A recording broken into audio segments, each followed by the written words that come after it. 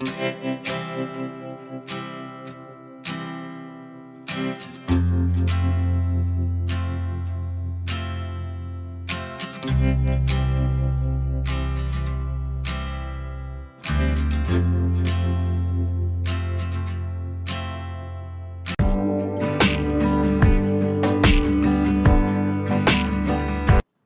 friends, let's make this delicious instant dosa today. So here I've washed about 1 cup of whole moong and I'm going to soak it in 3 cups of water for 3 to 4 hours. I get about 6 to 7 dosas with this quantity. We will also need half an inch of ginger, 2 light green chilies that I've cut fine, 1 medium-sized onion chopped fine, 1 teaspoon of jeera seeds or cumin seeds, salt to taste. I use Himalayan pink salt, half a teaspoon of fenugreek or methi seeds, half a teaspoon of hing or asafoetida, and half a cup of coriander. Now, after 3 to 4 hours, I've drained all the water from the moong and I'm going to add it to my mixer jar. Then I'm going to add all of the other ingredients one by one, that is the chilies, the ginger, the onion, the coriander, the cumin seeds, the jeera, that is, the methi seeds, the salt to taste, and the asafoetida. And then I'm adding just a little water, about quarter cup of water, and we're going to grind this to a very smooth paste. It should have the same consistency as a dosa or a ghavan. If you feel like, you can add a little more water to get the right consistency.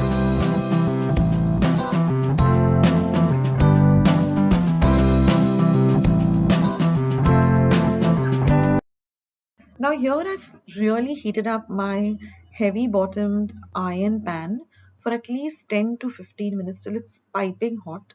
Then I'm going to sprinkle a little bit of water and then wipe it clean with a clean kitchen towel. This way the dosa will not stick to the pan. So ensure that it's really heated up well. And then you're just going to pour about 2 to 3 teaspoons or spoonsful of this batter and then spread it out as much as you can, like you would with a dosa. The thinner the better, it becomes more crispy that way. And also ensure that you fill in up all the gaps with the batter. What happens is, if there are some gaps, then the dosa tends to break or you won't get an entire dosa. So just ensure that, put a little bit of batter and spread it out. And now we're just going to drizzle a few drops of desi ghee or clarified butter or toop as you say, and we're going to let this really crisp up. So when you see the sides of the dosa browning up a little, just take your spatula or ulatna and just loosen up the dosa completely. Do it very gently so it doesn't break, and once you're confident enough that it's completely loosened up, just turn it onto the other side. And we're going to cook the other side also on a low to medium flame till it's lovely and nice and crispy. So just press it down, let it cook on this hot tawa with the toop and or the ghee in it. And once it's nice and crispy, then we're going to take it out in a plate. So since our pan is already nice and piping hot, you don't need to put the water and everything again. And then you just make the rest of the dosas in the same manner. This is a very simple recipe. It has very few ingredients and you don't need to soak anything overnight. Plus there's no rice. So for people who want to avoid rice because of diabetes or sugar, this is a very good idea. And plus it gets ready also so quickly. So it's a great tiffin item or a great breakfast item or a late dinner recipe. So once it is nice and crisp, you can just take it and serve it with your favorite chutney. See how thin it is? And it's such a healthy recipe. So you can serve this with your favorite sambar or chutney. I'll leave a link to all my recipes of chutneys and sambar in the description box and the comment section below.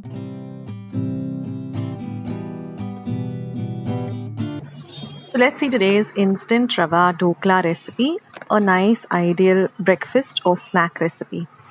So to a bowl, I'm going to add 1 cup of rava. Well, I'm using the fine rava or semolina. Then I'm going to add 1 tablespoon of lemon juice. And I'm going to add 1.5 cup of water. So add a little at a time and just whisk it.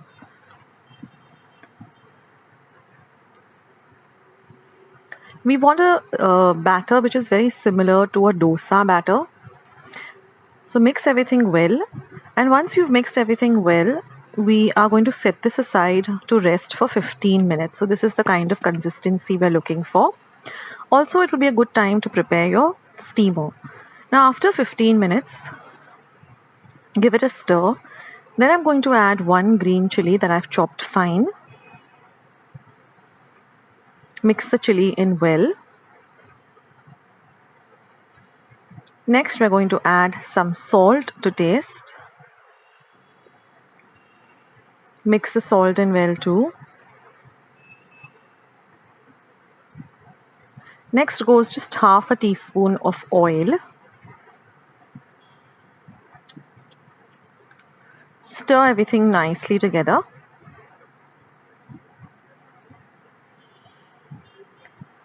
Now I'm going to also prepare my tin in which I'm going to be steaming this rava dhokla. So just take a small tin like this and just brush it with some oil.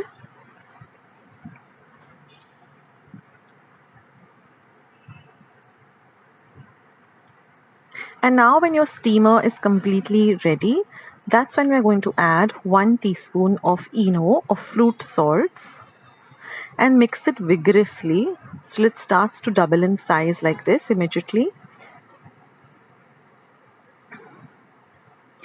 And then you're going to pour this into your prepared tin.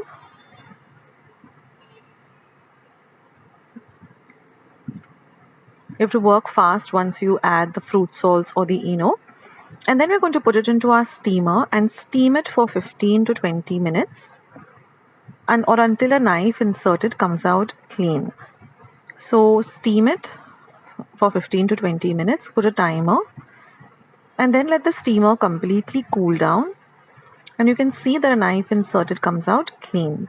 So now once our dhokla is completely at room temperature, we're just going to start cutting it into squares.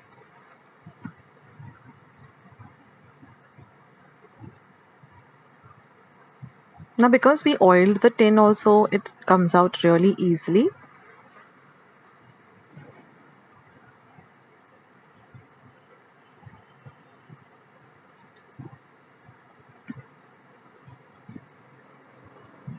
And now all we have to do is put a lovely fodni or tadka. So here I have some oil which is nice and hot. To that I'm going to about 1 tablespoon of oil. To that I'm going to add half a teaspoon of mustard seeds or mohri, half a teaspoon of asafoetida or hinga, and half a teaspoon of cumin or jeera. And I've taken 1 green chili and cut it up into 2. And I'm going to add that too. And now we're just going to pour this over this lovely dhokla. And then just spread it out evenly so that it goes to all of the dhokla. So you can use the back of a spoon also. Ensure that the tadka goes to all over the dhokla. So this is an ideal breakfast item, or when anyone's hungry to prepare. It's so simple and it gets ready also very quickly. And as you've seen, there are very few ingredients in this recipe. And then I'm just going to garnish it with some chopped up coriander or cilantro. And then all we have to do is just demold it, and it comes out really easily. And that's it, guys. Your dhokla is all ready to enjoy. So do give this recipe a try and do let me know in the comment section how you like this recipe. And I'll catch you in my next video sooner than you think. This is Akshata signing off. Take care, guys. Bye.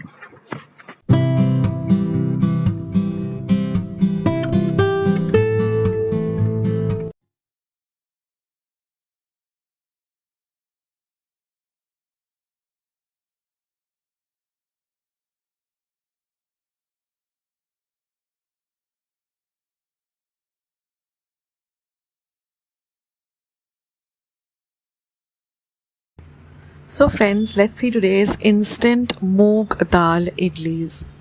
So here I've taken 1 cup of yellow moong dal, washed it well and soaked it for about 4 hours in about 3 cups of water. This is the yellow moong dal. Now after 4 hours, I'm going to grind this to a very fine batter. Now we're going to heat a pan and add 2 teaspoons of clarified butter or ghee. Once the ghee is hot, I'm going to add half a teaspoon of mustard seeds, half a teaspoon of udid dal, some 5 to 6 fresh curry leaves that I've chopped up fine, half a teaspoon of asafoetida or hinga, 1 green chili chopped fine. Fry all of this really well. Half an inch of ginger that I've just grated.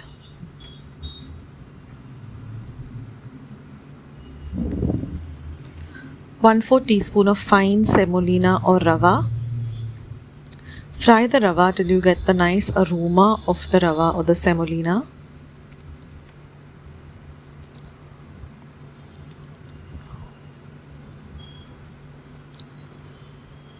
And add all of this to the batter. Now the moong that we had soaked, first you have to drain all that water. Okay, now I'm just adding 1/4 cup of finely chopped capsicum and 1/4 cup of coriander, some salt to taste,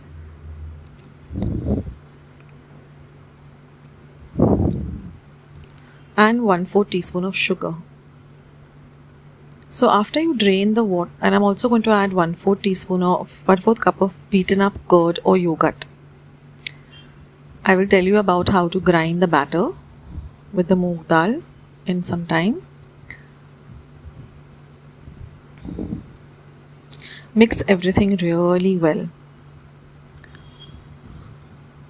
So once you have drained the water from the dal, just add about half a cup of water and grind it to a very fine paste. Now once your idli maker or steam maker is ready, you add half a teaspoon of eno or any fruit salts.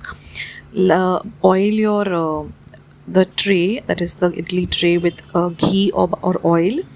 I mostly prefer putting ghee, and then just put this and steam it for 20 minutes on a high flame and let them cool for about 2 to 3 minutes before you demold them. And if you insert a clean knife, you'll see that the knife comes out really clean and there's no batter or raw batter. And then just demold them very lightly with a spoon, and you can have this with any kind of chutney. I'll leave a link to my different type of chutney recipes. So give this recipe a try, guys. It's very simple, and if you have any queries about the recipe, please write to me in the comment section below.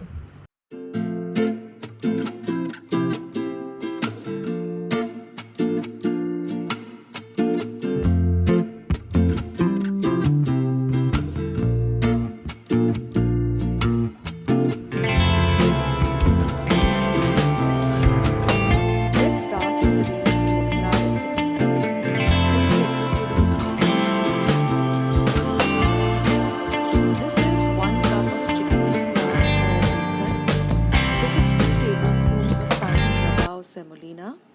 This is 1 tablespoon of ginger and green chili paste. This is 1 teaspoon of lemon juice, some salt to taste, half a teaspoon of haldi powder, 1 tablespoon of sugar, 1 eno packet, then some water. This is for the fortni or the tadka. Taken 2 light green chilies, a few curry leaves, a little bit of coriander for garnish. Here I have half a teaspoon of mustard seeds, half a teaspoon of hing or asafoetida, and again 1 tablespoon of sugar.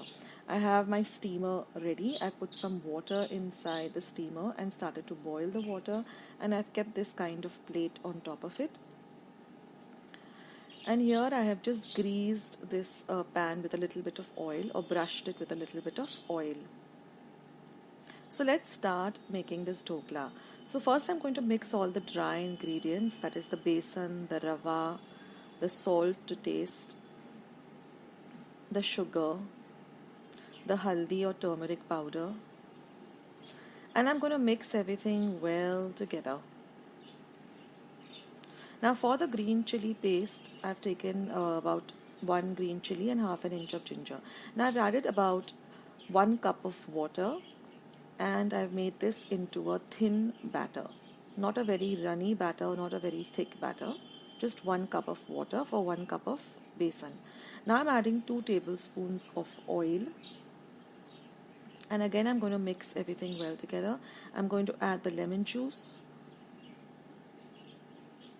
Now I'm going to add my green chili and ginger paste. Mix that in well.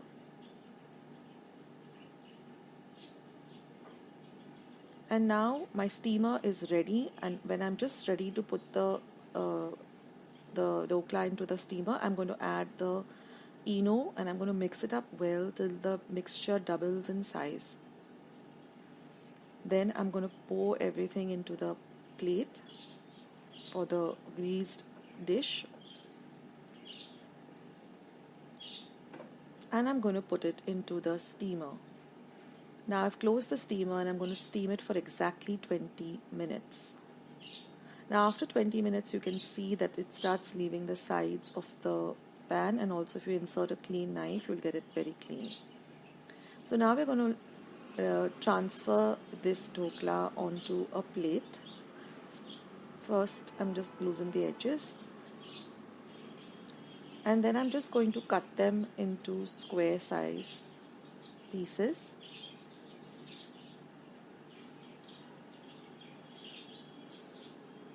And now I'm going to prepare my tadka or my fodni. So I've heated about 2 tablespoons of oil. In go my mustard seeds. When they begin to splutter, I'm going to fry the green chilies. Fry them really well.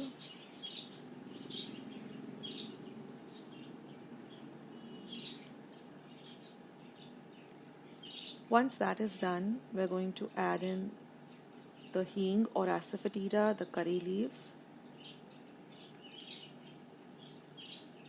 Mix everything well together. Then we're going to add in the sugar, and we're going to add about half a cup of water. Now you can turn your gas off and just mix everything well. And now we're just going to pour this over our dhokla and then garnish it with some fresh coriander, and your dhokla is all ready to enjoy.